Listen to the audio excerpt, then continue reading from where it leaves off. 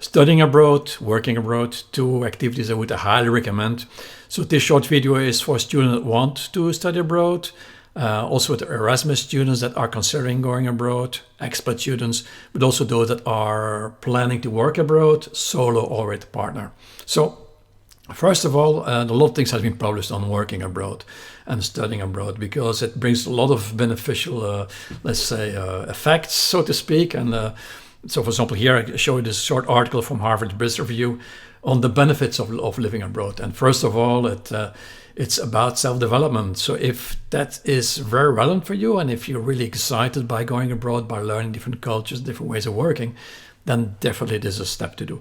So this is a short article that gives you already some overview and says, for example, that studies show that international experience can enhance creativity, reduce intergroup bias, and promote career success, and gives you a more clear sense of self and where you are in the world, things like that. So it's very much an exciting experience to do. So, but first of all, I would recommend just to do it. If it's already in you, just do it because you will find a lot of benefits out of it. That said, there are some things that never been discussed by living abroad or studying abroad. And this one of the things so-called adaptation cycles.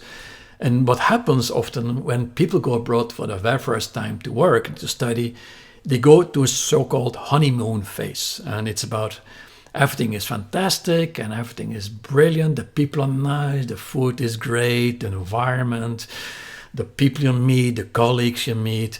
So it's very much like going on holiday. Everything looks really brilliant. It's like in the summer.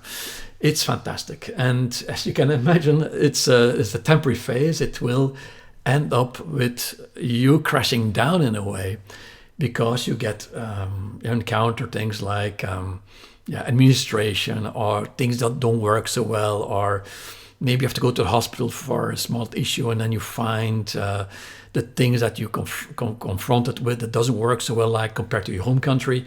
So you start seeing differences, negative elements there, and that's part of the game. And that's a very much disappointing phase, but it's normal. And then it goes back to a normal cycle of being again the honeymoon phase. So it starts often with the honeymoon phase, not always, can be reverse. The honeymoon phase, but then crashing down, and then again the honeymoon phase, crashing down, honeymoon phase, crashing down. And in the beginning, these cycles are these up and down cycles are quite intense. So it's a bit like a roller coaster. But over time, it gets less strong in intensity. And it's known it takes about 3 years at least, often 3 to 4 years, depending on your personal setting and then the country, or the difference between your country of origin and your guest country. So the bigger the difference, the more this intensity can be strong there.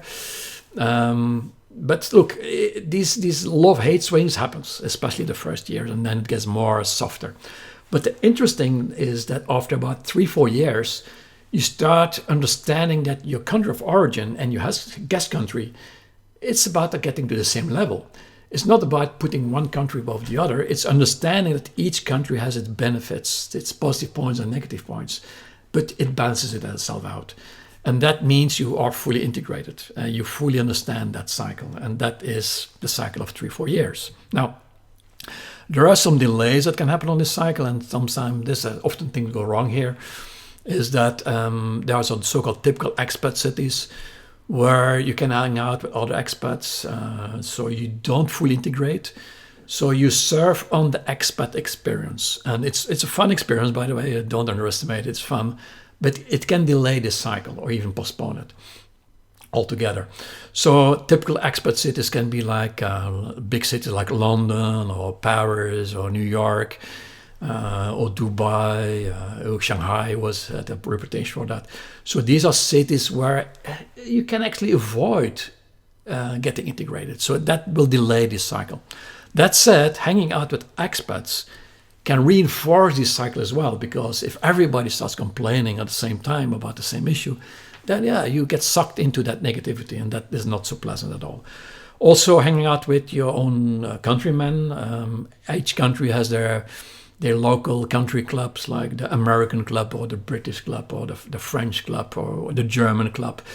Hanging out with your countrymen in a foreign country, it's good to relink with your own country and culture, but it can delay your integration altogether a little bit. Also, moving with country partner. especially with children, because they also have to go to the cycle, and we go to the same complaining phase. So yes, in the beginning it's all honeymoon phase, but also altogether you will start complaining about this. So it can actually block your integration and even can create failures on that regard. So be aware of that. Now, the other element though, if after, let's say, you study abroad for 1 year, 2 years, even more, or you work abroad for a long time, and if you return to your home country, that cycle will pop up again. You will have a reverse adaptation cycle. So don't underestimate the reverse. It's not like you go straight to something you know. No, you have going to a very intense cycle of learning something, learning new country, new ways of working, new ways of thinking. But that doesn't mean the colleagues in your home country will understand your experience at all. So tends to be a disappointing element, but that's very common. So don't forget, the returning is not that straightforward as you can imagine. Now, the main reason for this is because you have had an accelerated life experience. You have been living in 2 different countries and 2 different cultures, 2 different ways of working, thinking, behaving, administration, healthcare, payment systems, road systems, educational systems, research systems. So all that has been accelerating your inner development, but your colleagues and friends and family in your home country did not have that experience. Sure, they made things happen to their life, of course, but that's a huge difference. And that is something that they will not understand where you come from. They will not understand your suggestions or the input you have or things you learned. They often don't understand at all your experience. So that tends to be a disappointing element, because you have had this great internal development that is very much for you, but not for your family and friends at your home country. So that can be a challenge there. No. Some basic things you need to understand by moving to a country. First of all, the basic is very simple. Never ever discuss politics or religions, or even compare countries. It's not done. You cannot project your way of working from your home country to the country you're going to live in. It's rude, it's impolite, it's judgmental. It's very much about adapting and not about telling them how it should be done. You're here to learn in the first place, and that's something to keep in mind. So be very sensitive about that, because they will not understand where you come from. They're proud about their own country. So if you start judging them, although for certain elements might be completely right and correct, for example, the way things administration get done, for example, but it's not your place to do so. So be aware of that. Now, some practical things by moving country. First of all, health insurance. That's health insurance and healthcare in each country can be very, very different. So making sure that your health insurance is in order, and that you can check how long can you stay in your guest country with the health insurance you already have. Very relevant for Erasmus students, for example, because there's some certain, let's say, health insurance systems in place that can help you out with that. Banking, make sure that the bank understands that you will be using cards and your credit cards or your bank cards in another country. Make sure that they're available to use in that country. But also, before moving over, make sure you're ready to reach out to maybe colleagues, or maybe check out some organization you might join into, that you already have a say. You can bridge the first couple of weeks and months, because especially when you move country for a long time, the first 3 months tends to be very hectical, because of you have to do a lot of administration work, and you're finding maybe a flat or moving flat again. You have a temporary flat and then you move again. So all that takes a lot of energy and time and focus. So make sure you have already something planned so that you can land more, let's say, grounded. So fast integration tools, you can join Toastmasters. Toastmasters is an organization for public speaking. So they tend to be English orientated. So it attracts locals and also foreigners, expats. So it's a great environment to make friends. Also sport clubs, dance clubs, things like that, gym, things like that. All that can help you to integrate fast in a different country.